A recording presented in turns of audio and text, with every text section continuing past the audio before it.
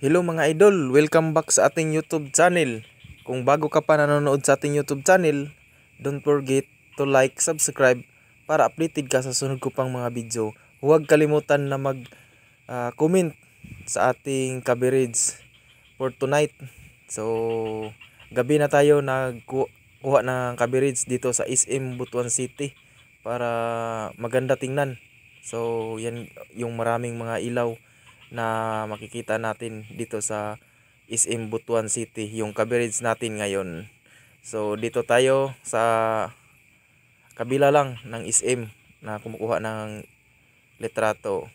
Magandang tingnan yung paligid ng SM kasi maraming ilaw dito makikita natin. So yan yung makikita natin. So shout out sa mga batang ito na nakikita ko, taga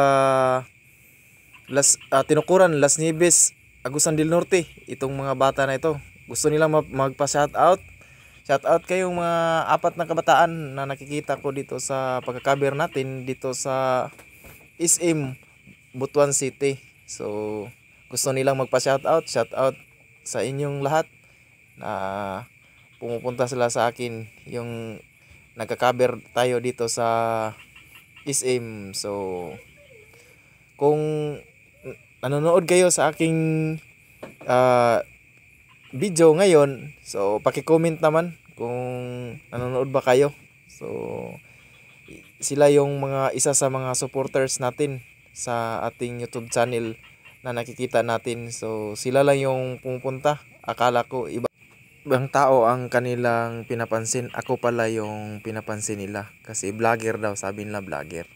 So huwag naman kalimutan na mag-subscribe kung bago ka pa nanonood sa ating YouTube channel. Huwag kalimutan na mag-subscribe. So ito yung coverage for tonight sa ating YouTube channel. So ang SM Butuan City.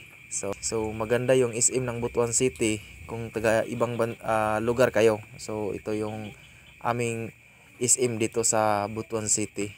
So kung gusto ninyo pumunta kayo sa SM dito, kung taga iba kayong lugar, so subukan ninyo na pasukin ang SM sa Butuan City. So shout out sa mga batang ito, umuwi na daw sila, sabi nila umuwi na daw sila sa kanilang patutunguhan. Umuwi na daw sila. So tayo naman, so pa-cover muna na tayo. So dito sa SM. So yan yung mga kalagayan ng SM Butuan City sa mga oras na ito. So gabi tayo na kumukuha ng cover kasi mas maganda kapag gabi tayo kumukuha ng cover kasi yung mga ilaw napaganda. So kapag tingnan natin kaysa umaga.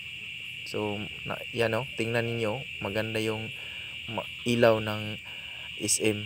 So hindi na tayo, baka magtaka kayo, hindi na tayo pumapasok sa loob ng SM kasi gusto lang natin na ang labas lang ng SM natin kukuhaanan ng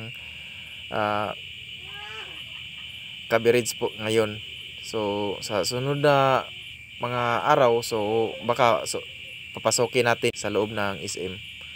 So sa hindi pa tayo magtatapos sa ating YouTube channel, huwag kalimutan na mag-subscribe kung bago ka pa lang nanonood sa ating YouTube channel o bago ka pa lang pumapasok sa ating YouTube channel.